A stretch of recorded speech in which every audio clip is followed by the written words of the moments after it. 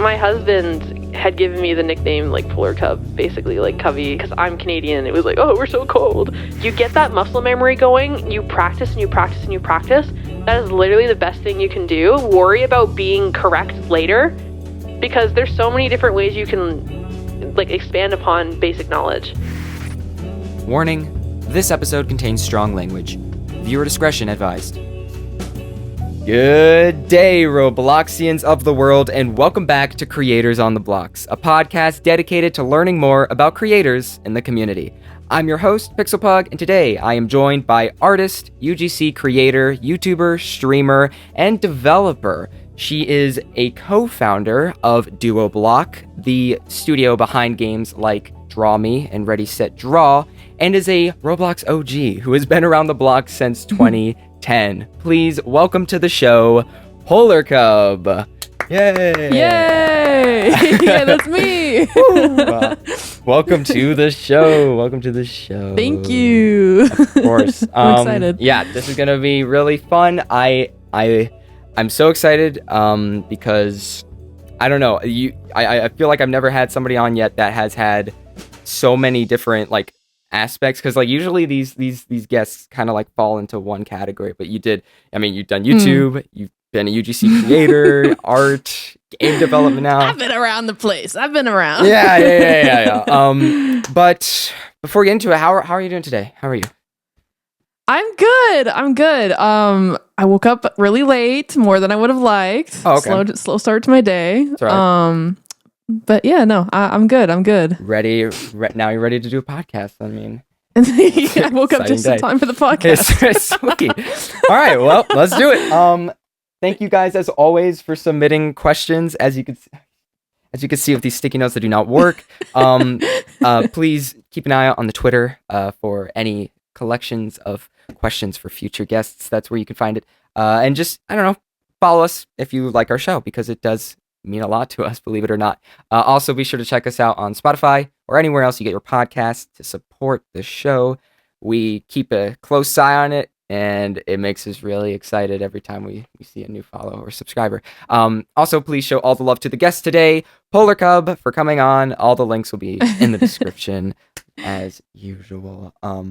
And yeah, also support everyone else who helps make this show possible. So take some time to check out the description. Trust me, it's worth your while. But other than that, let's get right into this. I didn't like that. Yes. I sounded like Keemstar. Okay. Hold on. Scratch that. Okay. Here we go. All right. So I honestly don't even know where to begin. Usually I'm like, so how'd you start this? How'd you start that? So let's break this down one by one. Let's start with art, right? How did you come to be an artist? Where do you credit those beginnings? So I first started drawing, I mean, traditionally, of course, but digitally, I think I was around 8 years old. Wow. It's like 2008, 2009.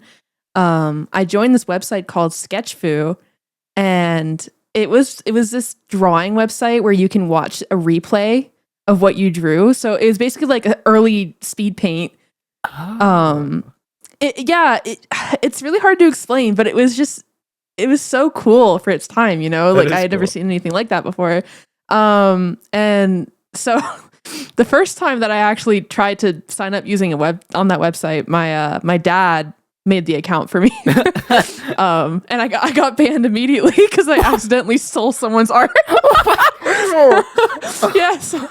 There's this thing where you could draw on top of this person's drawing if it had it unlocked, and then you could draw whatever you want on top, but I just ended up reposting the whole drawing without doing anything different to it. So, I got immediately banned. But then I had to redo, so I started over on a new account, and then that was when I actually took off and started drawing on my own. Okay.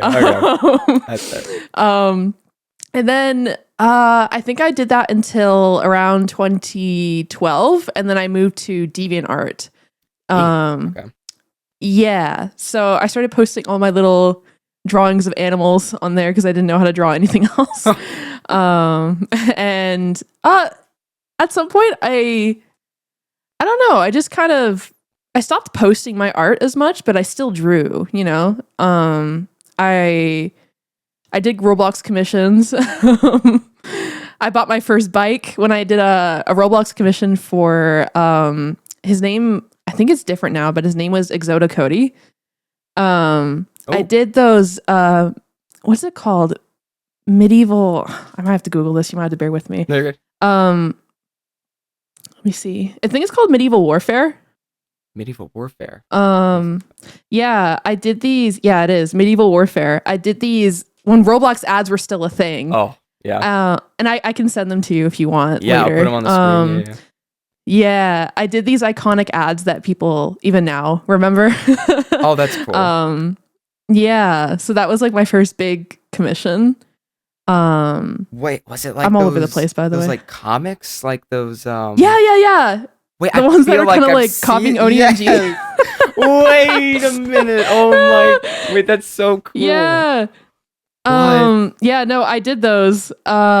Which is kind of crazy. Oh my god. Because people still remember them. And I think I made a tweet recently. I was like, by the way, I did this. And everyone's like, no freaking way. You did those. I was like, I did. Yeah. But yeah, so cool. I bought my first bike with that commission. So that was great. Wow. That's awesome. Yeah. No, that is cool though. I mean, it must have been cool to have a feeling of like being able to buy something for yourself based off of, just work Oh you yeah. do. I was so stoked. That's awesome. Yeah, absolutely. So you started, so it dates all the way back to 2000, like early 2000s, like, no, not early Oh 2000s, yeah. right? No, you said It's like 2000, like late 2000s? yeah. I guess you is would that- consider that, yeah. I don't know where the cutoff is. I don't know. But I have no clue. you've been doing art for a while, and I mean, I think just, I guess naturally over time, you just improved and kind of, was it self-taught? Was it with the help of, other influences other than copying? Well, other than stealing from everyone else. Yeah, I tried to self-teach a lot of what I know. But I feel like tutorials are more accessible nowadays than they were back then. I'm still trying to improve now. I'm definitely not where I want to be in art, but yeah, definitely a lot of asking friends for help as well. I met a lot of people on the websites that I drew on. So then, we kind of just like in a circle taught each other everything that we're figuring out. Yeah, that's cool. At that point. Yeah. Just helping each other grow. Yes. Okay. All right. God, Ooh. right off the wall. Yeah, that's so satisfying. Right off the wall. I love doing this. Yes, I'm sorry. I always do this. I stole someone's question, but this comes from. Oh no. This comes from Allium. I really hope I said that right. Okay. Allium, thank you for your question. They said, Hey, Danny. I'm curious how you started your art journey, and I'm also interested how you started branching off to other communities other than Roblox, like VTubing. Do you have any plans making other content? Okay, sorry. That kind of cut. That was a lot. I'm sorry, but No, you're good. You're good. Okay, we'll break this one by one. How did you start your art journey? So, as you said, I mean, I don't know what else. If there's anything else you want to clarify, I'm sorry. I completely stole their question, but. You're totally fine. Yeah. I mean, yeah, essentially just wanting to do something creative and seeing what other people could do. And then signing up for the first art website I found. Yeah. That's cool. And then how did you start branching off to other communities other than Roblox, like VTubing? Well, by the time I started getting into VTubing per se, it was around 2021. So I had already established my place as an artist at that point. But I really wanted to see my characters move.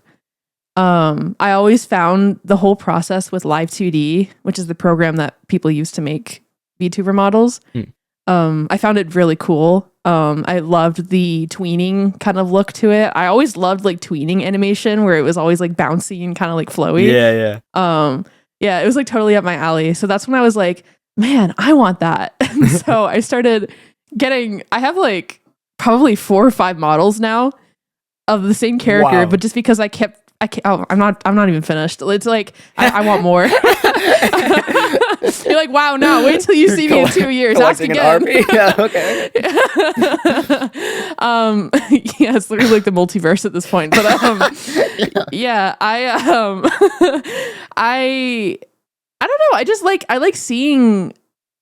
I like puppeting things, like my art. I don't know. It's cool. It's just being able to like do the same thing as a face cam without having to actually use your face. There's just such an appeal to it where I feel comfortable, and like even just like doing it by myself and just playing with my own models and going like ooh on it is just kind of like it's like having my own little TV to entertain myself, you know. Yeah, it's like the memojis on like the phone, like, or like yeah, the exactly Snapchat yeah, that's exactly what I do. Yeah. Well, I guess it's also, I mean, I would assume just seeing your art come to life. I mean, I'm sure that's, or just your character in general, if it's like other people, of course, it's just a fun experience. Yeah. It's crazy. Now okay. Allium, thank you for your question. You're kind of killing my structure here, but you know what? I'm gonna do this for you. Do you have any plans making any other content, perchance? Other content, like in terms of YouTube, streaming, or games, or is it kind of just like a general content? Yeah, let's see. How do I decode this? I think, okay, how you started branching off to other communities other than Roblox. So I would assume they mean like, oh God, I'm assuming YouTube. I mean, based off the previous point, you could interpret it how you want. I'd say, I'm sure they wouldn't mind. Okay. Yeah, I would say absolutely. I think I'm having a mental renaissance when it comes to content on YouTube. That's a good way to put it. Is that like a crazy way to put it? I don't know. I have a lot of ideas that I really want to do. In terms of more long form content, I know that I'm like that girl who plays with her friends on Roblox and screams a lot. That's PolarCub, but I have I don't know. I have a couple of long form video ideas I want to do, kind of like iceberg type videos that I'm really interested in, especially around avatars and avatar creation and UGC as well. So more scripted content rather than like gameplay. A little bit, Gotcha. yeah. I'd like to find like a middle ground where I can kind of do both and not just do one or the other. But that's gonna take a lot of workshopping. Sounds awesome. But yeah, definitely more streaming too. I need to get off my butt. I promised like a Japan trip stream like 3 weeks ago, and I'm just like, I mean, I'll get to it. Yeah, I'm the same way, but I do find it very inspiring how you do have so much that you do, and you know, okay, I was saving it. Okay, usually I structure these. Okay, I'm throwing these all over the place. Usually I structure these episodes by going like, okay, we start with your past, then we go to your present, then we go to your future, right? We break it down like that. That one question single-handedly destroyed all that for the better, because now I feel like this is a great question that I had, and I'm just gonna use it right now. Where is it? Right here. This is what I was gonna say. This is my question. Like, this person asked, "Are you a developer, a UGC creator, an artist, and a YouTuber all at the same time?" Question mark, exclamation mark. That's insane to me. If you are, and how do you manage that stress? I mean, yeah, I guess I am. I never really processed that that's what it kind of looks like until now, because I was like, I feel like the way that I go about things is I kind of just do what I want. And I'm like, I just feel like doing this, I'll do that. Which I don't know if that's the best way to go about your whole career, but it works. It clearly it's worked for me for the past like 6-7 years. So yeah, I definitely would say my roots started with art and UGC primarily. I'm definitely shifting my focus more to content and game development because that's what I'm really, really interested in. Especially game development. I have so many ideas. I just don't have the brains to do it. So I'm working on that. But yeah, it is crazy. I don't know. I haven't really, like I said, I haven't really processed that I'm doing so many things at once. Well, that's good. I mean, that means you're not really stressing too much over it, and you're just kind of. I was gonna say, yeah. I probably am not as stressed as maybe someone else would be. I'm very zen, Very zen. chill, very zen. I'm just taking every day by day. So I don't know. I feel like maybe because I'm doing so many things, taking everything in stride is probably the best way to deal with it, instead of, growing grays over it. Yeah, absolutely. Well, I mean, let's break that down then, and let's rewind. So with Roblox, okay, so we know about your art journey, but with Roblox particularly, it did kind of blow my mind when I learned that you have been around for a long time on the platform. I mean, well, relatively too. Bro called me old. Okay, I'm sorry. I'm not saying that. I swear. No. I swear. You're good. I mean, okay. What introduced you to Roblox? How about that? Like, how did I I don't know. I just showed up on the platform one day, and I was just appeared, like, yeah. Okay. I just manifested. I don't know. I went from. Am I allowed to bring up other websites I went on? Because I started on Webkins. Yeah, I started on Webkins, and then I was like, "Oh my god!" Yeah, that was my bread and butter. Don't even get me started on Webkins. Yeah, I started on there, and then I don't know. I think Roblox came up on Google one day, and I was like, "All right, heck yeah!" And that's how I started out with my first account, and then I brought one of my friends from elementary school on as well. So then we would always play together.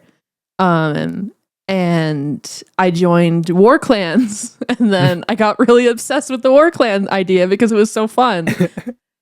And then I was drawing as well and still learning how to draw. I got my first drawing tablet, so I was doing a ton of art.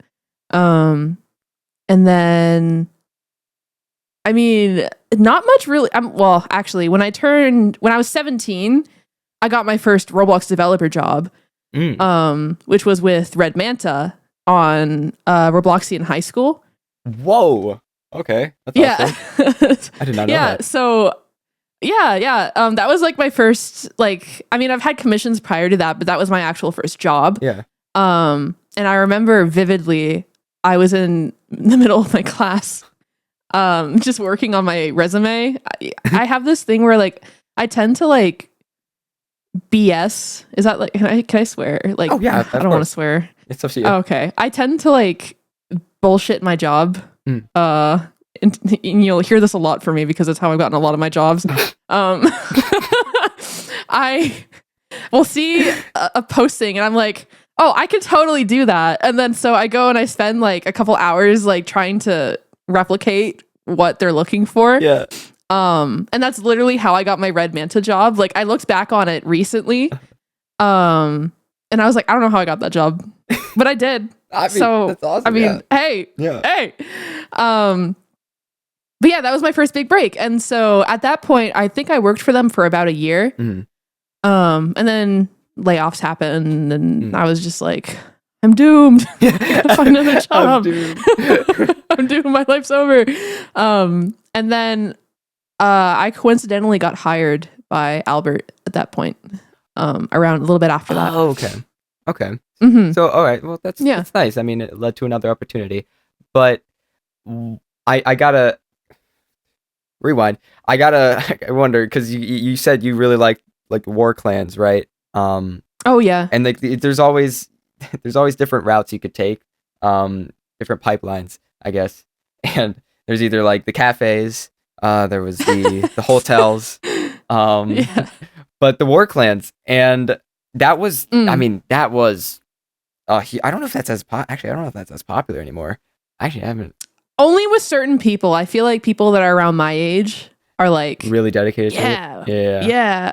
Well, when we were kids, right? I feel like that was when it was more significantly present, especially with Frost Clan. There was what's it called? It was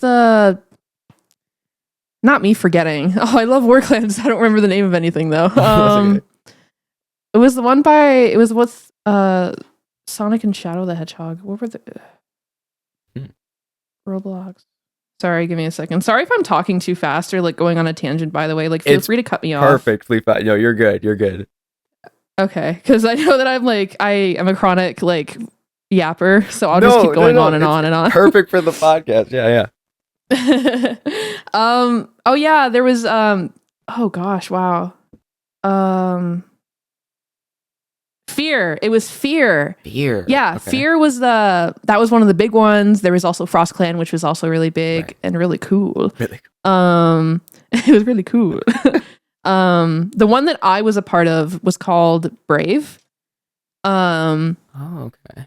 Yeah. And it was owned by Huh? I remember. That's the only one I recognize out of the ones you've listed. Really? Yeah, Brave. It was so. Yeah. It was Brave, and it was owned by someone named Ice Spikle. And I believe I was a general. I don't know how. I was like 11 or something, 11 or 12, and I was like teaching other people who were probably older than me how to like sword fight in Roblox, and I had no idea what I was doing, truly and honestly. Boss move. But yeah, no, really. But I actually met people really significant in my life. I actually met my husband in that group. What? Wait, really? Yeah. What? That's so lore cool. drop. Holy God. Yeah, I don't talk about it much, but I met my husband in that group. And we were like co-generals. But oh wow. Yeah. That's it was so crazy. Cool. Yeah. And yeah, not to be like, yeah, online dating is awesome on Roblox or anything, but, you know.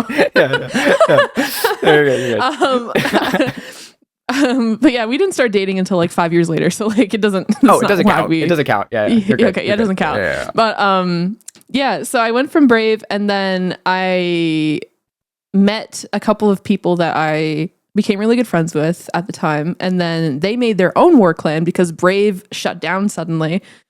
I'm guessing because the owner outgrew Roblox. Yeah, just moving on. Yeah. Yeah, they're like, I'm going to college now, so we're like, what? I'm 12. What do I do now? I'm so lost with that. Yeah. So this person that I was friends with named Swanee2, he made this group called RSO, which is, I think it's called, like, full form, it's like Robloxian Special Operatives or something like that. But they took themselves very seriously. So typing in all caps, like capital, like grammar, period, serious, like they were taking it serious. Yeah. It was really intimidating, but like that was a big part of my life, I think, in terms of like Roblox community. I spent a lot of my time and my life like revolving around like, because I was a general there too, so I was training people and like building the community, and we did like raids, and we weren't really successful a lot of the time, but it was still pretty fun. Yeah, it was pretty awesome. I feel like it really shaped my interest on being on the platform, and I stayed afterwards when that whole era was over, but it was definitely really fun. I don't know. I look back on it fondly because like just beefing with other clans and fighting and like, charging other people's bases that are all custom built was so awesome. And like the person who owned RSO, Swanee2, he was a really good builder. So he built like so many different bases, and when you could actually sit in the game and watch them build and it would save automatically, we would spend a lot of our time at night just like hanging out in the game and just watching him build everything. That's cool. Yeah, it's so nostalgic just thinking about it. What can you credit with teaching you? Okay, this is a stupid question. Sorry. What can you credit more with teaching you about proper manners or grammars? Can you credit school, or can you credit your days as a general? I had to like actually take it seriously, so I would say like my days as a general. Because I would look dumb if I didn't, because everyone else was so serious, and I'd be that little one that's like, Yeah. just saying whatever. Yeah, I had to lock in. Right. I mean, I've never had the honor of, being a part of any war groups, but I've done the fair share of like cafe and hotel. Oh my God, I can't. It's a whole rabbit hole. But these groups, like, if you guys have never experienced it, these groups really are like so keen, especially if they're really into it. It's so keen on being so professional, because that's really, that's the only way I feel like you can really express professionalism in Roblox is, of course, through just professional text and manners. Other than that, I mean, you can text tones. I guess you could be like, stand up straight in real life, and then you're good. But I don't know. Yeah, no, they really, any sort of like group or business on Roblox, even if it's just role play factor, they just take themselves so seriously. It's kind of insane. Yeah. Like, I respect it though, because it's usually like young kids that are locking in and being like the most customer service friendly like people ever. And I'm just like, you know what? More power to them. Exactly. Let them do that. That's awesome. Yes. But yeah, it's insane. Yeah, and then IKEA saw that. It's like, oh shoot, wait, maybe we should try this out, and it didn't work. Yeah, we should invest in this. Yeah. It is impressive though. It really is. Oh yeah. But yeah, okay. So you got your start there, and then of course you that led you to your first job, and yeah. But a big part, I think, of your journey that was pretty noticeable for I think this is when I first discovered your work, was when you were a UGC creator. You got into the UGC program. Yes. So speak a little bit on what was that like when you first got into that, and what encouraged you to start getting into that? Yeah, wow, time was really a blur, because it was such a significant thing to happen in my life, but it just really flew by. Yeah. Well, so I had friends that I had made while I worked at Red Manta. One of them being Reverse Polarity. Yeah, that's Jacob. awesome. Yeah, he's a great guy. And so we just became good friends because, we worked together. We ended up having conversations, and I think at that point I didn't really know what UGC was. I also didn't know how to 3D model. And again, my whole BSing job thing comes into play here. Jacob was explaining to me what it was, and I was like, oh, that sounds so cool and interesting. I need to like look into this. So I started learning how to do 3D modeling really fast, because I was like, I need to like get in this program. This is like a huge opportunity. Yeah. Of course, the donut tutorial, the iconic that one tutorial everyone always recommends, even I recommend. I followed it. I learned I made some really early concepts that I thought were pretty good. I can also send those to you. Ooh, yeah. And yeah, I think eventually I got an invite just from posting on Twitter, because at the time, the way that people got invited into the program was either through referral or being noticed on Twitter. So everyone was constantly posting their concepts on Twitter, being like, here's my first UGC item, and it's this kind of thing. Here's how it looks. And you'd post like the whole photo and everything. And yeah, I don't know which item of mine really got the attention, but eventually I got a friend request on Discord, and they're like, hey, do you want to like join our program? It's like pretty small right now, and your stuff's pretty cool, blah, blah, blah. And I was like, absolutely. That's awesome. Get me in there. Yeah. Send the link. So yeah, I got in, and everything just really took off from there. It was really crazy. It changed my life financially significantly. It introduced me to people that I would have never met in any other scenario. I went to RDC for the first time the next year after, because UGC creators got invited to that. So then it opened so many doors for me that I would have never had I not, tried to pursue that opportunity in general. Absolutely. And yeah, I don't really do it as much anymore nowadays, because the tides have changed and things are very different now. The way that things are not as profitable. Yeah. but yeah, no, it was something I look back very fondly on. I'm really glad that I did it, and I'm really grateful for the people that I met, and it has put me in a very privileged position in my life that I'm very blessed for. Yeah. Absolutely. That's awesome. Yeah. And I mean, so you brought up the donut tutorial. So you didn't know how to model before? No, absolutely nothing. Wow. I did not know what a vertice was. I did not know how Blender works. Yeah, I completely BS'd my way into all of that. And I think by the time I had gotten into the program, I still really sucked at what I did because I didn't know how to unwrap anything. I didn't know how to I had to constantly ask Jacob. I was like, Jacob, I don't know how to do this. I broke my model. I don't know what I'm doing. Help me. And so it was a lot of back and forth and big shout out to Jacob for putting up with me because I was definitely so annoying during that time, but he always helped me no matter what. Goat. So for that, I'm always grateful. Yeah, literally the goat.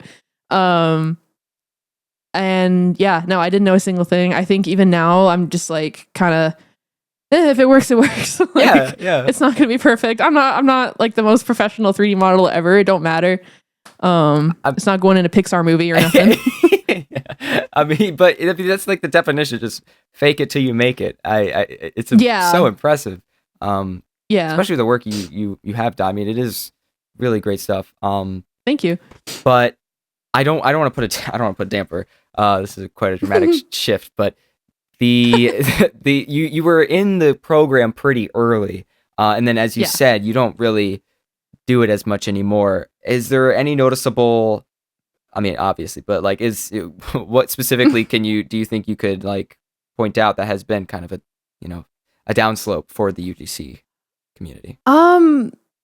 That's a good question. It's hard to really pinpoint an exact moment that I was like, this is not really it anymore. Mm-hmm.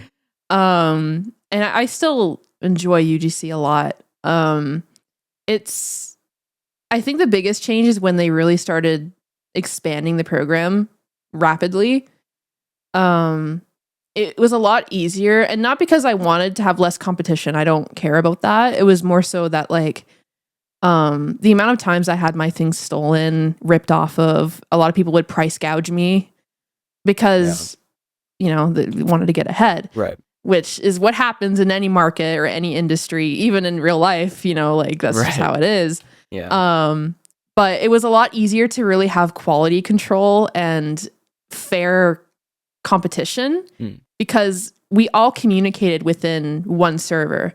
So there was an unspoken rule, but kind of spoken rule that if something you made was remotely a little too similar than someone else's pre-existing item, you would reach out to them and, be like, hey, this is what I'm working on. It's a little similar to what you have. Is it okay if I upload this, or would you prefer that I change it? And it was something I even had to do at times. And usually it'd be like, oh yeah, you're fine. Just maybe upload it a couple days later so that mine has a chance to get traction on the algorithm. And that was totally fair. So that's usually how it worked. Like an honor system. We really lost that once the program expanded. And then it just got really frustrating after that. And then you'd see controversies of things getting uploaded. And in the early days, it was funny because you'd be like, a small program, haha, this person uploaded this yellow parrot. Why would they do that? That's so dumb. But true story, by the way. But then there's now it's just, all sorts of stuff that's happening, and bad words and inappropriate content and IP thefts, and it's really escalated since then. So that's kind of when I was like, I think I'm gonna clock out for a little while. Yeah. And then I mean, I don't know if this is a problem anymore. But you were pretty. I remember seeing there's some problems with something known as the modesty layer. Oh, yeah, that was a whole thing, wasn't it? I mean, is that an issue anymore, you think, or I don't know? No, not to the. You still kind of need a modesty layer, but they've amended that policy to being more so for humanoid skin type bodies, whereas before it was any animal, even if they're like a fluffy teddy bear or a lizard with scales all over their body, they gotta wear pants. Why are you not wearing pants? Yeah. Put some pants on. And I thought that was so stupid. I was like, dude, like it's a teddy bear. Why you gotta put shorts on them? Yeah. Bears don't wear pants. So I had this, well, I still have it now, thank God. But I had this really cute collab that I did with the UGC creator Fire Attack. Incredible UGC creator, makes incredible body packages. They're so talented and very, very kind. Mm-hmm. They did a really awesome collab with me, and it was of my mascot, the Cubby plush, which I'm sure most people that are interested in watching this will know what that is. Mm-hmm. And it did really well. It was like a bestseller. I was so stoked. I was like, this is like the best day ever. Like I'm gonna be so like happy, like everything. I'm gonna see so many Cubbies. I'm gonna see like, you know, all this. And then one day I logged in and it was like I got banned for like a day, and it was like, yeah, it's inappropriate, you know, nudity's not allowed on Roblox. And I was like, nudity? It's a bear. I'm peeking. I need to calm down. That's totally reasonable. That's insane. It's crazy. Yeah. I was so confused, and like they wiped out the entire. Like I had 2 versions. One of them was recolorable, and the other one was just like the default pink. They wiped out both immediately, so I got hit twice with bans. So I was like, dude, like what the heck? I had my whole fit on Twitter. And obviously it was seen very quickly, and they were like, don't worry, like we'll fix this. Don't worry. Just send it a ticket and we'll fix it for you. But that took a long time. It took a long time to get that dealt with. Oh, really? Yeah. In fairness, it was eventually dealt with, but it was like a little bit of back and forth, and then only one got restored, and I had to wait a couple. I can't remember if it was like a couple weeks or a couple of months for the other one to get restored too. It was like very inconsistent. Mm-hmm. But they got restored eventually. Yeah. So I'm very grateful, very happy for that. Yeah. But in the meantime, I uploaded these really ugly fat versions of those bear models because not only did they remove it so you can't make small avatars anymore, so I had to make them fatter and bigger. Oh, so it was like the freaking IKEA like bear plush, you know, that big one. Yeah. It literally became that, and then it had a black pair of shorts on. It was the ugliest thing I've ever seen in my life, and I was like, "This is gonna like no one wants this. Like, what am I gonna do?" What have they done? So, you know, end of the story. I have 2 different sets of Cubby body models now, and one of them has a black pair of shorts on them. The other one is fluffy and free. I don't know. Wow. Well, I mean, other than that, I mean, now of course I feel like the main concern is just stealing. Stealing is such a big problem. But oh yeah, that's just every day. Yeah. It's hard to keep track of. I don't blame moderation that much because there's probably so many things going up at a time that it's probably like, you know, let them upload and say sorry later. Right. But back in my day, we used to have to submit before Wednesday. Mm-hmm. And the staff would manually review our submissions and tell them and approve them or decline them and tell us why that they were declined. So one time I made this hooded evil hat mask, and it looked too similar to a Dominus. And they were like, you can't have that. You got to fix this. So I was like, no. No. No.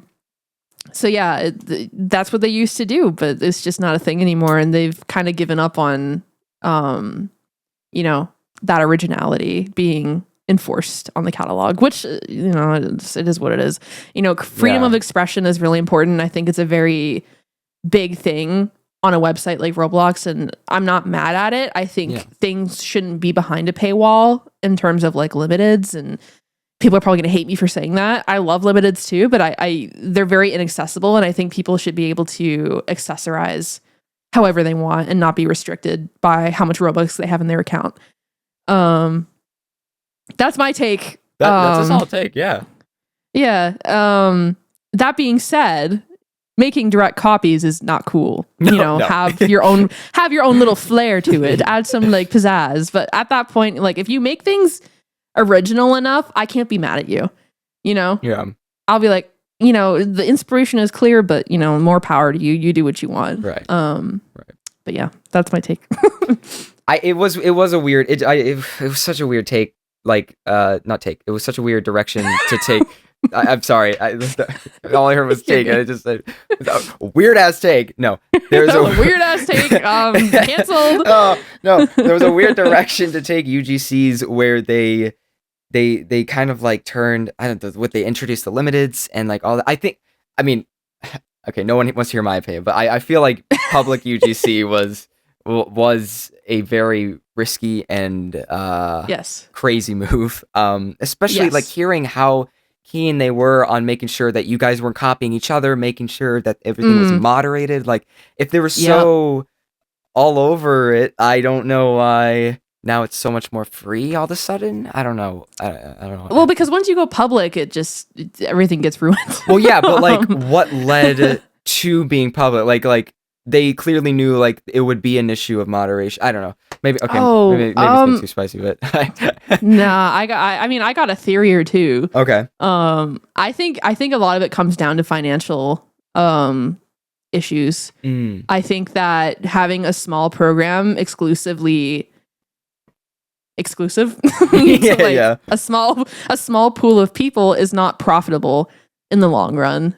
Now, I don't know specifics on how deep that would go, but I think that having income diversified across a much larger span of people is probably better in the long run because sales aren't as saturated in one specific item or category. And if it is, it's because it's a well-performing item. I could be speaking total nonsense. I don't know. I do think that there has to be some monetary benefit to going public with the program. Because I think that if they could, they would keep it exclusive and moderated. Gotcha. For the sake of like, legal trouble. You don't want to get sued for IP being on your website and being sold. Right. That's already a big issue. I don't know how they're dealing with that now. I mean, I don't know. They also had like they clearly music was a problem because they had the whole wipe of the music catalog. So, right. I don't know. It's interesting. Yeah, I don't know how they're dealing with that because it's not fair use to make SpongeBob and paste him on Right. Roblox. Yeah. Yeah. Well, like maybe now because they have the IP collaboration ability, like for developers and UGC creators, you can make IP licensed stuff. That's true, but yeah, it still, has been. It wasn't like that. Yeah, for a while. yeah, it was like a long time. Yeah, yeah. and there's so many. I don't know. It is interesting. I don't know. Yeah, it is. It is very interesting, and I like to observe it and just see kind of where things are going. But yeah. But for now just take a step back, focus on the other things. Yeah, things that are probably safer for me to spend time on. Yeah. But yeah, I give a ton of credit to UGC for putting me in the position I am in. It's just that like it's not profitable for me to invest more time into it. Absolutely. Now. Yeah. Well, as you said, you had a UGC model made of your mascot. Well, I sure did. With your mascot, right here, we have a question. With an excellent segue by me. How was the process of making Cubby and your OC? Was it, specifically, was it fun, stressful, maybe both? What references did you look at? Much appreciated. And this is from Jumpy. Thank you for your question. Jumpy, my goat. Oh. Yeah, that's a really good question. I have mentioned this in the past, particularly about my Cubby mascot design. Mm-hmm. When I had made the design, well, firstly, I was going to go by Sleepy Cub. That was going to be my original username. Oh, okay. And then I was like, I ain't that sleepy. I feel like that just would be just dishonest. I don't know. And so my husband had given me the nickname like PolarCub, basically like Cubby, because our thing was that because I'm Canadian, it was like, oh, we're so cold. Yeah. Okay. I've never. And then polar, like that makes sense. Yeah. So it ended up becoming PolarCub. But by the time I had chosen that username, I had made my mascot already, and I was really happy with it. That's why the eyes are kind of like closed, like a sleepy, cute little like eyelash sleep mask. Oh, yeah. You know those sleep masks that have like the closed eyes and their eyelashes on them? Yeah, that's basically what it is. And the actual head shape and the ear style was literally Rillakkuma. Yeah. Okay. So, yeah, I had a really big Rillakkuma obsession when I was like 20. So I had like Rillakkuma everything. I still love Rillakkuma, but I was really obsessed with just like the mascots and the designs and just how cute and like simple they were. So I wanted the same thing for myself. So, yeah, and it's just stuck. And now I get them in like different colors. So I do like white body and blue accents, or like green accents, or purple. And now I have like a million different variations. So it's fun. It's fun to play with. Yeah. And then you have the Cubby, and then you also have, I guess, your persona. Yes. And does that come from in real life inspiration, or from Roblox, or is Roblox inspired from real life? What's the evolution of that character? Yeah, so it's a little bit of both. I have gone through many different phases of how my character design looks. At one point, she was a demon girl with a pixie cut and black horns and black wings, and still had plaid. Very consistent of me. Plaid's awesome. Yeah, same bangs and same plaid. But in every single design, I always had plaid. I don't know why, because I don't wear it in real life. It just looks nice. Okay. That's fair.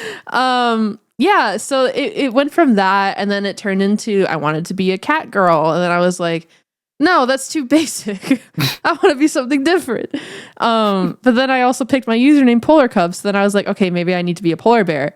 So then I slapped on the polar bear headband because I didn't want to do actual polar bear features, like real.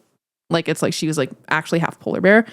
And then a really big thing for me was the sharp shark teeth. I don't know why. It's just like my favorite trait in like any character designs. If they have like shark teeth, it's like I'm obsessed with you. I'm obsessed with you. And so I wanted that for myself, obviously. And then it kind of just turned into what it is now. Honestly, she's just a girl with brown hair and like weird bangs that are hard to draw, and like polar bear ears because she's a wannabe polar bear. And it just worked out the way that it did. I don't know. I feel like it's still changing even now. Like I just tweaked her hair tone recently to like a more pinky brown instead of like just brown. Slow little changes, and that's kind of how it's always been throughout the whole process of designing her. Is I was always making little tweaks that I was like happy with. Yeah. But yeah, she's in a very. I mean, people have told me she's iconic. Absolutely. So yeah. I think the design is in a good spot right now, where it's like I should just leave it alone. Yeah. Well, you have said you think it's constantly changing and evolving, but you think that this will, or do you think that it will forever change and there will never be a final iteration? Yeah, I think right now, the way that it is now is probably what it's going to be as PolarCub. Okay. You know, if I ever decided to do something different, then I would probably do something very different. Absolutely. Seeing as what I'm into now. Yeah. The character seems to be just a culmination of like all your interests, and I guess, you know, that's perfect. It's you. Your character is you. It's me. Yeah. Yeah, exactly. Mm-hmm. Let me make sure there's nothing else I'm missing. Your tree is scaring me because every time you lean back, it like moves, and I'm like, that thing's gonna fall over at some point. Okay, I positioned it where it shouldn't fall over, I think. Yeah, if it You're does, probably fine. It should be fine. There's no glass on or anything, right? Right? Yeah. I don't think so. I think it's just We're good. CVS, your sticky notes suck. Ooh, okay. Oh, whoops. I'm sorry. This is from an anonymous, but they asked, "How did you come up with the name PolarCub?" Oh, yeah. Yeah. Sorry, I get a little ahead of myself. No, that is no, it's not your. That's totally my fault. I need to organize this better. But it is cool that you you took. It's literally just because Canada. I mean, I didn't even think about that. No. But the most like basic username ever. no, but I do find like simplicity works best, right? You don't want to It does. overcomplicate it. But Yeah. I regret it sometimes because people don't Really? say it right. I don't know how. Wait, what? Really? No, I'm What? telling you, I truly and honestly, almost every email that I get from a potential like sponsor or contact, they call me Polar Club. Polar Club. People that I know, my dad calls me Polar Club when he talks about my YouTube channel. I cannot escape this. I am confined to that name to the point where it's like, I should just change my name. Like, what's the point? Like, make it easy for everyone else. What? Where does the club? I don't even understand how you even feel come like to that assumption. What? I feel like it's just like I don't know. You know, when people just like, it's like, when you're trying to pronounce someone's name and then you just pronounce it wrong, even though it's like, you know, pretty obvious. Yeah.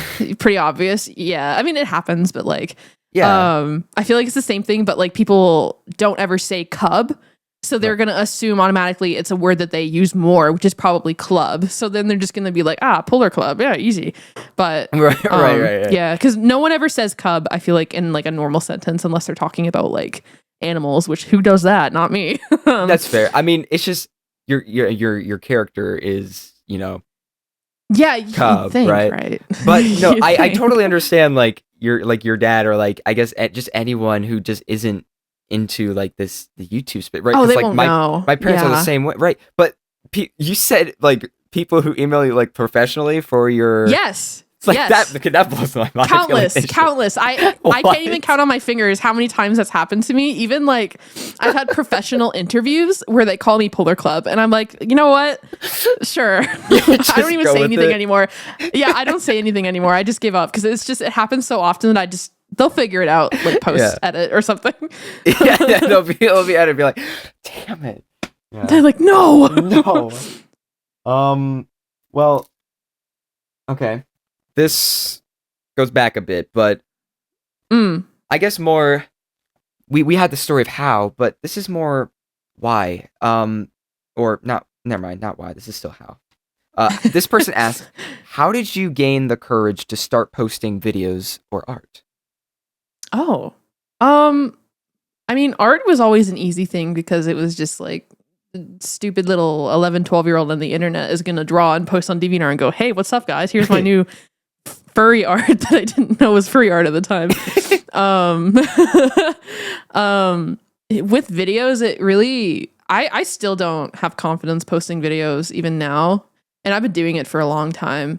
The only reason I really started posting is because when Albert started including me in his Among Us collabs, where I actually got to meet everybody and, you know, do group videos, everyone was like, well, not everyone. I'm not saying that like I'm the funniest person in the room. It's not like that. But a lot of my friends in there were like, you know, you're pretty funny. You would do really good on a YouTube channel. Like, you should consider starting one and join us, you know? So I was like, I don't know. I'm not really good at that. Especially with improv and like trying to be funny, you know, because you want to be entertaining for a video. Right. But they insisted, like, no, like, give it a shot. You know, I'm sure you'll do great. So I was like, all right, I guess I'll do it if you guys insist. Whatever, no worries. So I did. Well, I tried, and I tried to do my own Among Us video, and I started editing it, and I was like, I don't want to edit. This sucks. So then I didn't upload a video for a while. But then I decided my actual video that I was going to post first, which is my first video on my YouTube channel, as it is now. I used to have animation memes on it before. Oh, wow. It's about how I got into the UGC program. I don't know how many views it has now, but I think it was like 500,000. But yeah, it was my first actual video a couple years ago, and it was really cool, and people liked it a lot. But that wasn't the direction I wanted to go in for content. I wanted to do more like schlop, Right. like let me get some gaming content on there. Yeah. So I went through a couple of editors, and then I landed on my current editor. Well, I have a couple now, but I have like my main channel editor. And yeah, it just kind of took off from there. I still struggle with confidence issues when it comes to like feeling proud of what I make and, you know, enjoying the fruits of my labor. But yeah, it's just kind of like I said earlier, I always take everything day by day. And then if I feel like doing something, I'll do it. And if I don't, then I'll just wait till I do. I mean, you don't want to force yourself. Yeah, absolutely. So yeah. do you like often experience burnout or anything because of that, or not really because of just how you always all the time. Yeah, like I have the burnout, but not in the traditional sense of like overworked. It's more so like I struggle with confidence in how I present myself on my channel and my videos, and I always compare myself to other creators where it's like they're so confident in what they're doing and their videos turn out so good. They get so many like views and comments, and not that I don't do well on my channel, but it's always a battle of like, am I doing enough? And then that kind of makes you not want to do anything. And then, yeah. And I mean, I'm still working on it. And that's why, like I was saying earlier, I'm having like a mental renaissance because I want to do something that's more within what I feel confident in and what I want to talk about and feel good about talking about. Instead of just trying to be improv comedian on my own videos. I feel like I would do better if I put more thought and more effort into making something that has more meaning behind it. For me. Yeah. I don't know if that's like a good way to explain it, but I mean that's the best I can come up with. yeah, absolutely. I'm gonna be honest, that does kind of surprise me because like I feel like one of the things that I find so special about your videos, like your gameplay videos, is it seems so, I don't know, just it seems it's definitely like some of the most natural, I feel like, right? Because you're just you're enjoying it's. By my perspective, right, from an outside view, it looks like you're enjoying, like, you know, just playing the game normally, not really overthinking it. But behind the scenes, are you like constantly thinking of like just how to be entertaining? Yes, definitely, because I feel like there's a pressure there where a self-imposed pressure. No one is doing this to me, but I feel like I need to be as on the same level as my friends that I'm collaborating with, because I look up to them a lot, you know. My friends inspire me every time, every day. I love their videos. I watch their videos. And for me, it's like, man, I want to be on that level, but then I don't feel like I am. So I always, in my mind, I'm like, what can I do to be like that, you know? Yeah. Not that I don't think I am. It's just like, you know, it's always, what can I do better? How can I be better? And then that kind of gets a little tiring at some point, you know, constantly trying to be something else instead of being content. Yeah, exactly. And then it's like, well, I don't want to do anything if I'm not enjoying it. And that's not to say that I don't enjoy my videos. I always have an absolute blast playing with my friends, and like, those videos are like a result of the enjoyment and the connections I have with the people that I love very much. And I am proud of them. I'm happy to have them there, even just for me to look back on and be like, I had a really good time that day when I played with my friends, you know? Yeah. But I want to do something more, you know, I want to do something more established and something that I can say that I made with full confidence and like, you know, just to feel like I'm actually doing a project and not just gameplay. If that makes sense. Absolutely. I mean, you said yourself though. I mean, I'm sure so many people will account for it, and I mean, I can say too that nonetheless, no matter how much you may stress about it, obviously, we all appreciate the videos you put out, and we do think they are genuinely entertaining, and they are actually great to watch. But I do understand. It's just a feeling of, I guess, I don't know if it's right to put this way, but like just never feeling satisfied, is it? Or like with the quality? Yeah. Or, okay. I think that's a fair assessment. Yeah. I'd say it's probably like never satisfied, not feeling content, which I think it's not a bad thing to have as a content creator, because you're constantly wanting to innovate and do more, right? Right. But yeah, you got to have like a good balance of like a healthy amount of, motivation to do something, and not and not where it's doing the opposite and making you not want to do anything. Right. Right.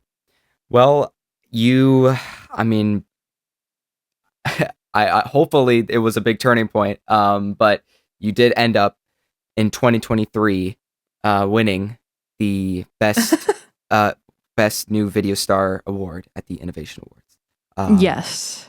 And how was that? And what did you have any sort of like, I don't know, did it hit you at all of that you think this is a right path, or I don't know, what were your thoughts after winning?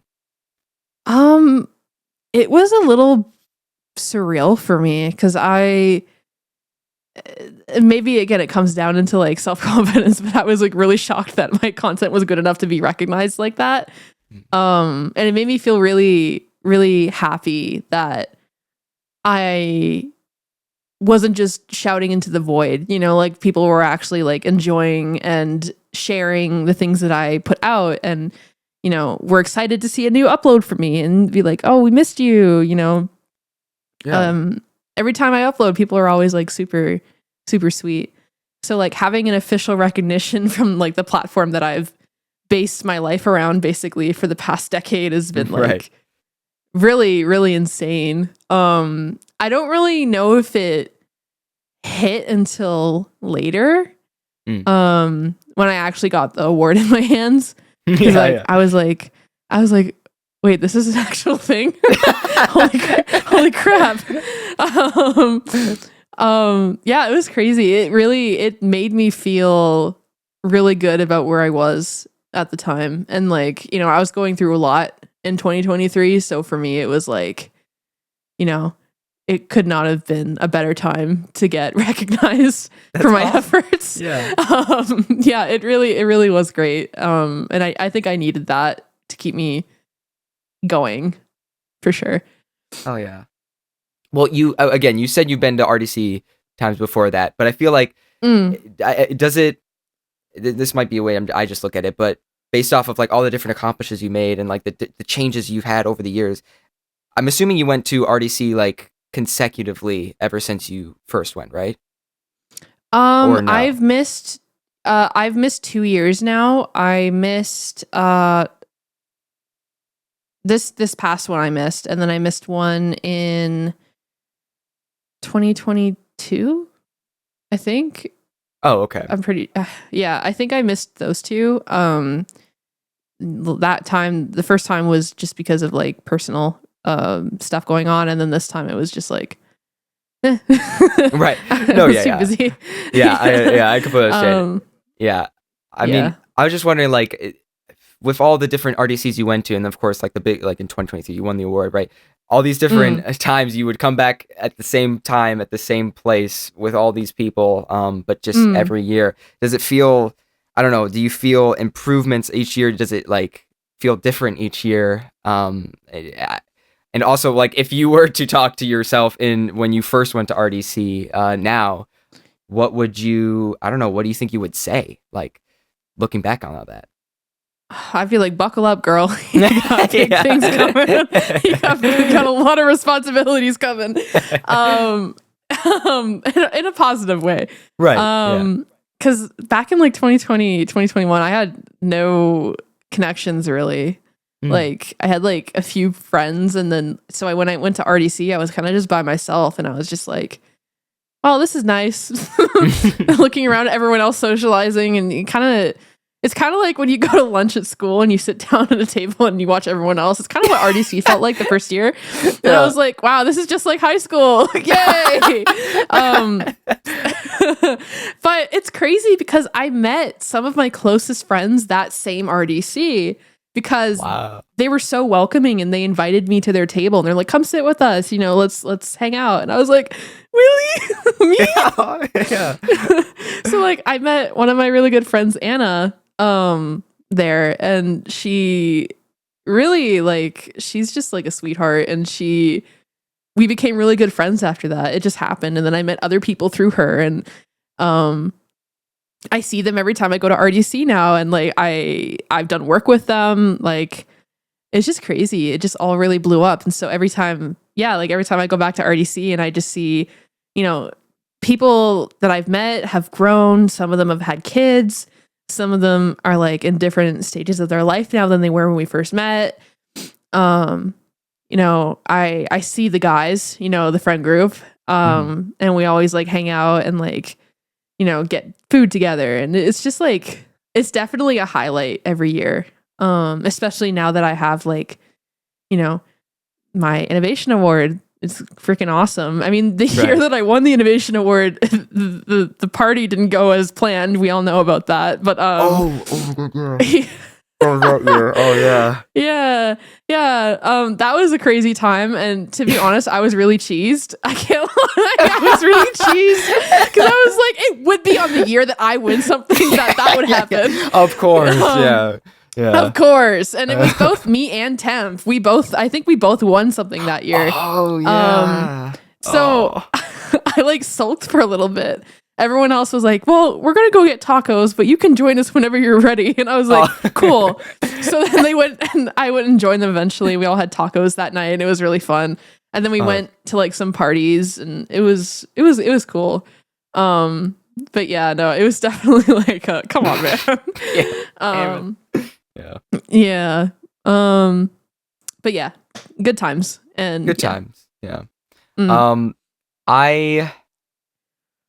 I mean, now that you look back on it though, and going forward, in terms of YouTube, because we've talked about again artists, UGC, but with YouTube, what has been the hardest part? Like, what's the right word for it? Because I like more in terms of like the actual aspect of being a YouTuber, the aspect of having a community, having fans. What have you found to be like the biggest challenge? Navigating that. Like, I think it's just I have the guilt of being inconsistent on my shoulders a lot, I think, and feeling bad about not uploading more. So I think for me, that's something I really want to work on, especially coming into the new year. I think I would really like to really shoot my shot this time and like go for it instead of hesitating. I think that's been my biggest challenge. Like, I love my community. They're so funny. They always like send funny art or memes about me that it's just like, it's like it puts a big smile on my face and it's awesome. And I think the biggest challenge is just trying to expand upon what I already have. And just wanting to continue to grow and do more and kind of finding my footing, because I feel like I'm in like a weird shift right now where I'm trying to do more art content as well. And then I made my game. So then that was a whole other thing that I spent a lot of my time on. And trying to find the balance of like that and YouTube, I think, is a big thing for sure. Gotcha. Let me make sure we don't skip over anyone's things. Oh yeah. Yeah, shoot away. Yeah, I'll shoot this one at you. This person just straight up asked, is YouTube a full-time job for you now? Is YouTube a full-time job for me? Yeah. Honestly, no. Really? Like, I would like it to be. is not as much now than it was maybe like last year. Because I put so much of my time and energy into game development that kind of became my main hitter now. Okay. But I also like, I don't want to just like drop YouTube because of that. Like I do want to do more. Like I would like to have that become my full attention again, for sure. Okay. I mean we've been dancing around the subject the whole episode, so might as well go into it. Because it is something that I think caught me by surprise. But I know you. I mean, you have had a long history. I'm sure working with other developers, and just kind of seeing the ins and outs here and there. Because you also, I mean, I saw you credited in your I saw a description somewhere that you worked on like you did some art for a game that won a game jam, like one of the main RDC game jams in 2021. Oh, if I'm correct. Yeah, Obby Trial EXE. Yeah, that was a really, we won Best in Show for that year. It was really cool. So awesome. Yeah. Yeah, it was. I don't think they do game jam anymore, but yeah, it was like the 24 hours to make a game, and I think the theme at that year was "It's not a bug, it's a feature." And I remember we had no idea what we were doing. And we were like, we have no direction in this game. So I think at one point we all came together and we were like, okay, like we have an idea. Like I was like, well, let's try this. And I really I helped with direction and ideas. And then I did a lot of the UI design and like texturing for 3D models and just kind of like helping out where I can. Awesome. But yeah, the team was awesome. It was really fun. It was a really great experience. I actually think it's still like a really good game. I wish we could like do something with it now because it's such a unique concept of like using so many different aspects to make what it was. But I couldn't. Maybe they didn't update it because of the new restrictions they put, like with the label, like the content label. 'Cause I couldn't play it. I wanted to try it out, but I can ask Henry to update it because he probably just hasn't touched it in a minute. But okay. I don't want to get into that because the freaking God, the content label thing is. Anyways, but yeah, you basically then you made the decision rather recently, but I'm not sure we'll hear how long this has been in the process, but you came out with a game with a duo block called Draw Me, and if you'd like to share just some insight on how that came to be. Yeah, the crazy thing about that is that game has been in development for like 2 years or more now. Wow. Okay. Yeah, so the reason it doesn't look like it took 2 years, but the reason it took so long is because we had so many issues with contractors and trying to get UI. Oh, okay. And this game so originally it was going to be Ready Set Draw that came out first because we wanted to do like in my opinion, like a new and improved drawing game on Roblox because I felt that the market was not at its full potential of what drawing games could be on Roblox. But I think it was we had most of the game done for that one, but then there was a recent thing that came up and I did a video with my friends where we were drawing portraits of each other, but then the original thing that we were going to play on didn't work at all. It was very buggy and broken, but I was like, but I really want to do this video because I think it's going to be really good.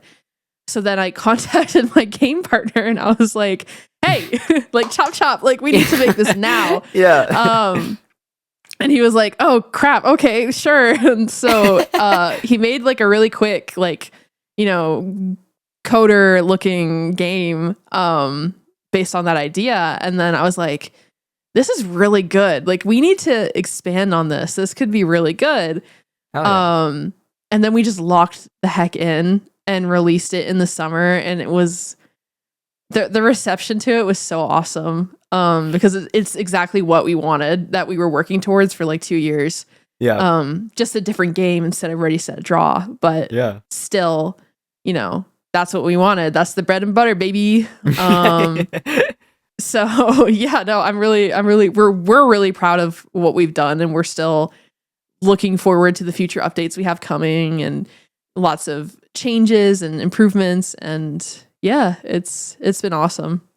It's exciting. Yeah, it's an awesome game. It's so fun. Thank you. I love. And it's such a cool concept. I really do feel that we pushed the standard for Roblox drawing games, especially with the system that we use, with editable image API.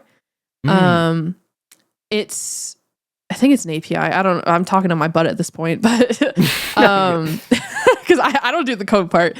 But yeah, we use this thing called editable image, and it is so useful for creating different types of drawing tools, and in the way that the whole system works, and how smooth it can be, and high res that it can be.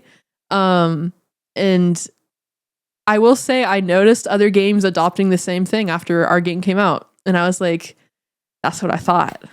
Now we're setting. That's what I thought. We're setting a new standard. You guys gotta catch up. Chop chop. Ooh. It's been funny. It's been funny to watch things shift after the game came out, because it blew up, right? Like, yeah. I think at one point our peak was like 17K concurrent. Wow. Oh, I think man. so. Don't That's quote me on awesome. that, but it was awesome. But yeah, it's been great. And you even set a new precedent now, because that's you can't get away with the you gotta like put effort in. If you're gonna make a drawing system, you gotta actually make it good. yeah. No, not shading anybody. I'm just saying that there's like yeah. I'm excited to see where it goes, because I think there's gonna be a lot of changes coming. Even I think Roblox is probably gonna make big improvements to their entire system that'll make it easier for us to make even better games. So cool. Yeah. Okay. Mm-hmm.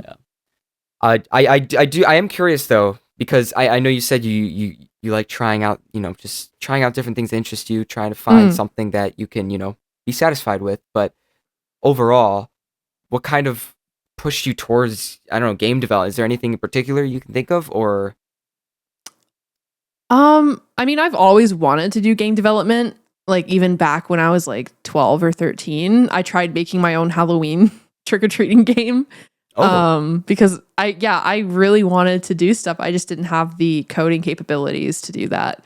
I love designing games. I love just even making like simple games. I had this dream once where I dreamed that we blended Roblox avatars together and made new avatars in a literal blender.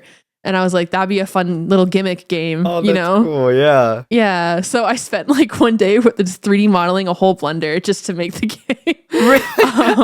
Yeah. And it was gonna be like blend yourself or something, and it was just gonna you'd that's blend. Cool. Yeah, I never did anything with it. I still like to, but like sometimes I'll dream something, or I'll just be sitting and like on YouTube, and I'll just like think, this could be a good game idea. Yeah, it's always been in my mind. I just don't I like doing the design part, and I like making pretty colorful and like satisfying UI and stuff. So that's where I am with game development. And then I'm very fortunate to have a very awesome game partner that makes my image in my head become reality. Yeah, bring it to life. Yeah, exactly. But yeah, no, it transcends it's been such a long-term desire that I'm so happy that we actually have something out there that represents that desire to make something after so long. Yeah. I mean, I'm sure it's a great moment to see after again 2 to 3 years of working on that game, to just have it come out and actually do so well. Like, that's incredible. Oh yeah, thank you. And not have it be brain rot. And we were considering brain rot at some point. Oh no! I'm just kidding. I mean, you got to go through the whole developer cycle. You got to consider all the cycle of life. Rots. Yeah. Yeah. But that's awesome. Have you found, this is a question I asked another guest, and because I found it interesting, but I feel like you would know particularly well. Something that, Mm. I mean, I think everybody who has ever been on this podcast and ever will be on this podcast can agree on is hating the algorithm. And whether it be YouTube or now Roblox with game development, can you kind of like, I don't know, between the two, what do you find harder to kind of satisfy, like YouTube or Roblox?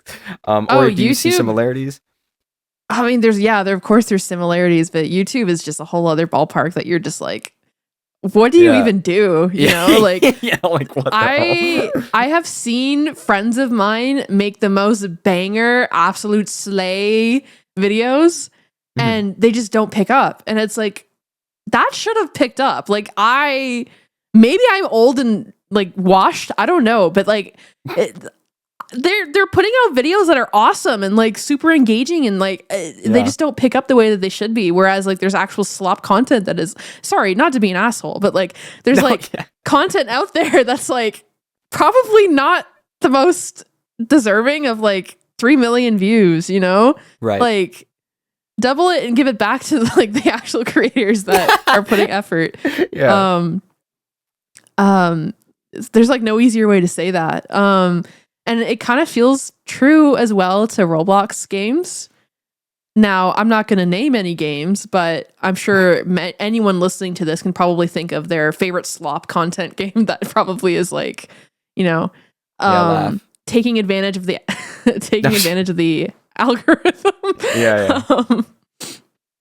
And that's not to say they're bad games or that they're poorly made. It's just that in order to survive on any algorithm in general, you kind of have to play the cards. And right now it's brain rot and 6-7, you know? And the same thing goes for like, you know, TikTok, YouTube, all of that stuff. So the AI is also a thing. The algorithm's never going to be your friend. You're always going to have to play against the tide, you know? Right. But yeah, I don't know. It's crazy how things are just shifting so rapidly. It is. It really is. Yeah. Do you find? I can't. I mean, no. But do you find like YouTube or? Okay. Do you find YouTube or game development to be more? I guess just in general, just more challenging to, on all fronts, I guess.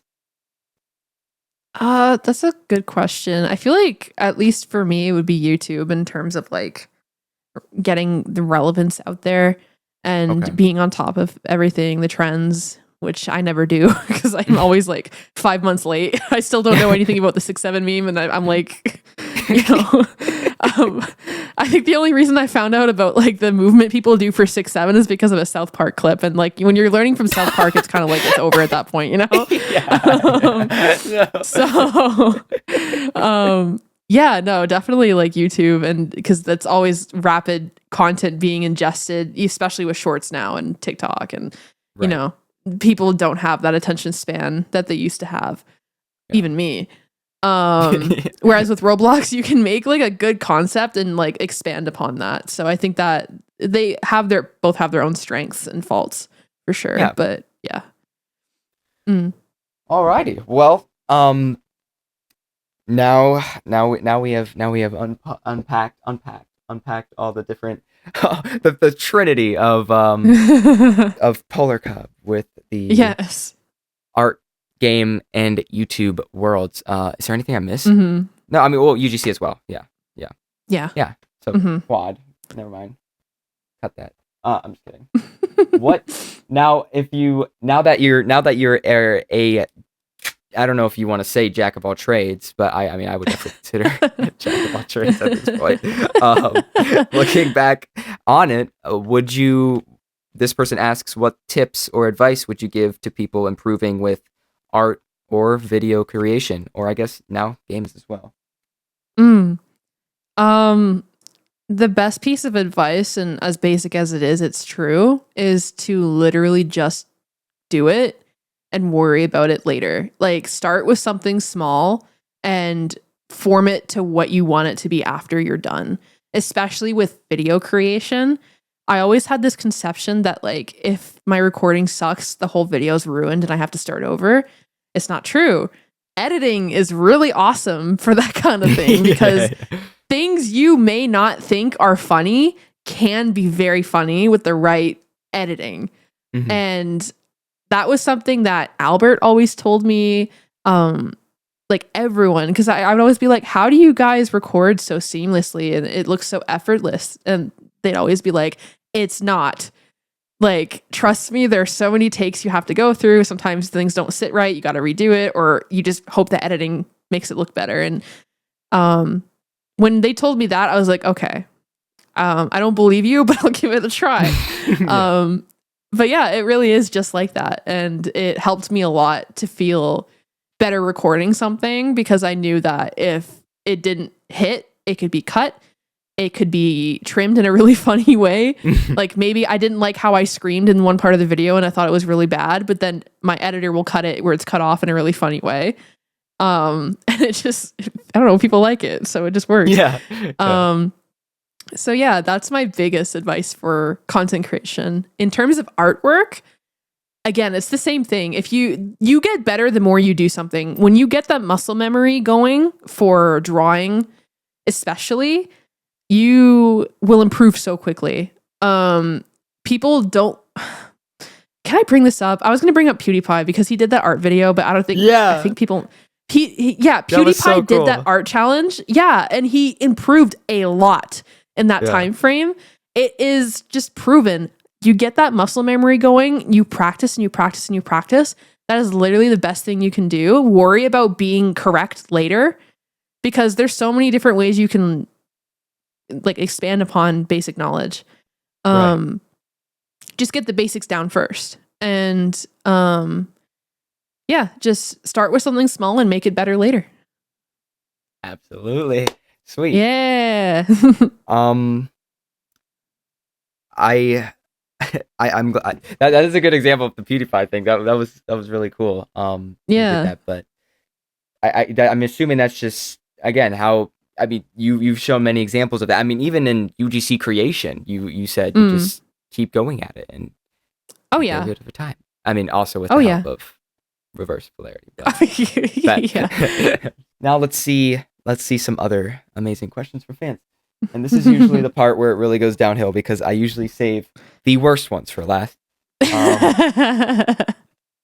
Okay. Oh, never mind. Okay, I missed this. I actually no, this is peak. Yeah, never mind. This is actually really cool. I have people who pick these out for me, so I don't know what this is referring to.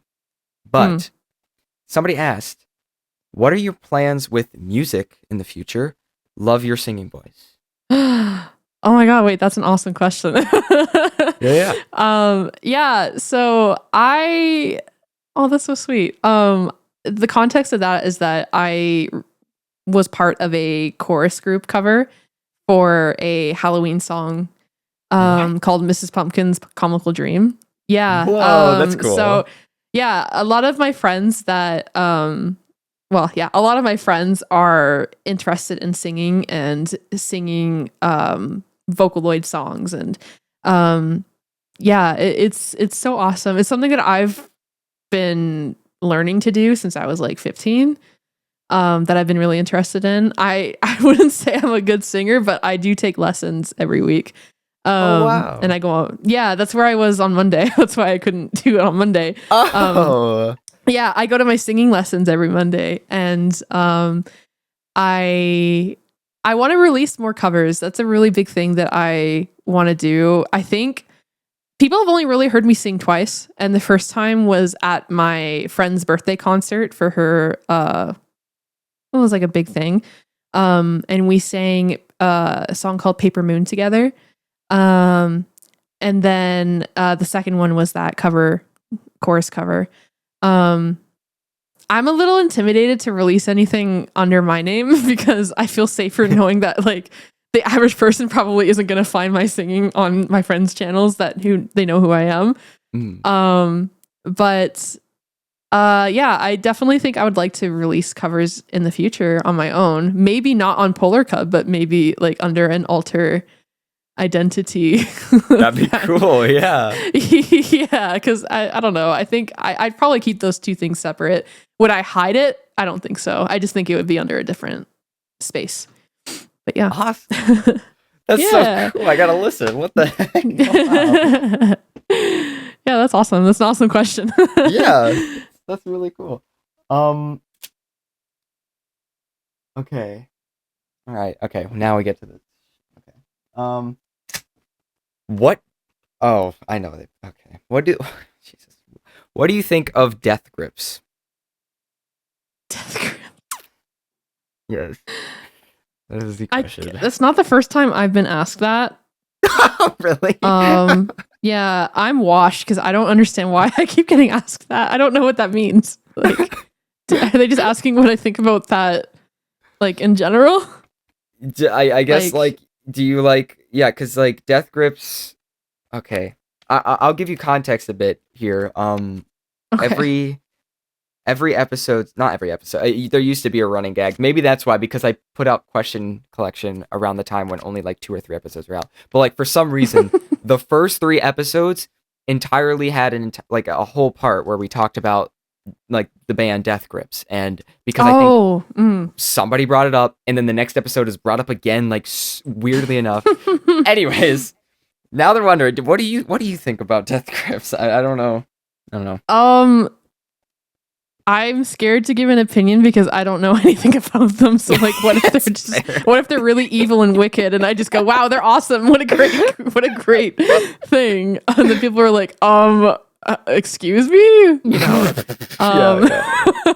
That's my worst fear. Oh my god, that's why I try not to give my opinions, because it's like, what if I don't know anything? It's like, I'm actually really evil. Yeah, no, I get that. Yeah.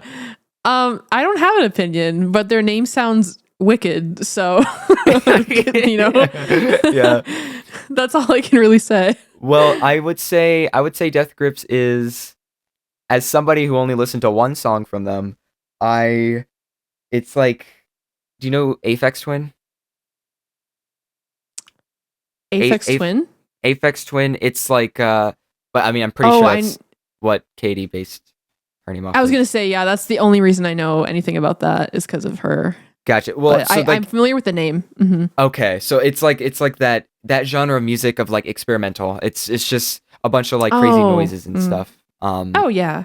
But it's not anything evil. Don't worry. It's like we got, what is it? Roblox dude and Uke, the creator of Regretivator. We got their seal of approval because that's people who freaking brought it up twice in a row. Mm-hmm. Okay. Well, at least the world knows now, and that is really funny. You keep getting asked that. I swear that was not. That was not intentional. No, I get asked the most random stuff, like always. And it's usually like within that realm of like, what do you think of this obscure thing that you probably don't know? And I'm like, I have no idea. The world needs to know. I mean, I don't blame them. This person is asking, would you rather instantly get $10 right now or slowly gain a total of $11 over the span of a week? I feel like this is a smart person question where I need to do math in my head. Like, is there interest on that as well? Or like, do I get I mean, I take the $10 right now. I'm not hurting for money. So like, you know, sure. Right. I mean, I don't think it's like every week. If it was every week, and then you would have that extra dollar that would accumulate over those extra weeks, and that would be a different story. But I do think this is they're just speaking of 1 week. So, okay. You want money now or later? I'll take it now. What the heck? Yeah. But you get an extra dollar. I mean, oh, I can buy an extra Timmy's donut.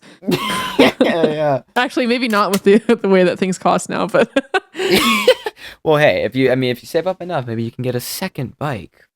Maybe I can get a Timbit. Maybe Timbit. Oh my god. Wait. Oh my god. I lived in Canada for like, a year, wait, I know what that is. And I miss it. I need it. I know what that is. It's so good. Yeah. Yeah, they need to bring it. They need to bring it more to, they have it in America, but it's like the stupid, like, only popular tourist destination. Like, bring it to the that stinks. real areas. Yeah. It's like every 2 minutes you like drive, there's like a Tim Hortons and it's just like looming over the entire place. Yeah. Canada's pride and joy. Yeah. Yeah, no, it's in Mexico too. When I lived there, What? they had. Oh yeah, that's another piece of water. Oh my God. They have Tim Hortons in Mexico too. I don't know how That's awesome. frequently you see them, but I've seen 2 different locations when I was there. Yeah. Is that too personal to talk about, or do you want to elaborate on your experience in Mexico? It's not personal. I'm very open about it. Oh, okay. That's. Well, I think I've. Yeah, you've talked about it before, but I'm just, if you wanted to talk about it here, because that's really cool. Actually. Yeah. So for context, my husband is Mexican, and so he was doing university in Mexico with the intention for us to settle in Canada, obviously. But he had to do his degree first. So the moment I turned 18, I was like, all right, I'm out of here, because I had my Red Manta job, so I could afford to go live on my own. So I moved to Mexico for 3 years, and I stayed there until a little bit before he graduated university. I went back home. But yeah, most of the start of my entire career on Roblox was when I was living in Mexico. It's kind of crazy. Like from UGC, my Red Manta job, working with Albert started in Mexico, like everything. Yeah, okay. It's crazy. YouTube as well, actually. So yeah, literally everything. It was all in Mexico. It was all started in Mexico. Yeah. It's crazy. That's so cool. Well, shoot. Yeah. Now, okay. Bia. All right, Bia. Bia asks, "Can I have?" Oh, first they say poof art. And then they ask, poof art. Wait, okay. I'm gonna turn that into a question. Why is okay. I gotta know. It's awesome that they ask that, but it's my it's a username, my alter ego username I use on other places. It's spelled POOHFART, poofart, like poofart. That's how I say it. But I use it on Fortnite. I use it on Minecraft. I use it on because PolarCub's always taken. So I'm like, man, screw this game. And I just put like poofart or something, and it's never taken. So I always get that one. It's great. So every time it's like a nice icebreaker too, because I'll join call and then I'll play with my friends and they'll be like, what is that username? Who's poofart? And I'm like, right here, buddy. It's all me.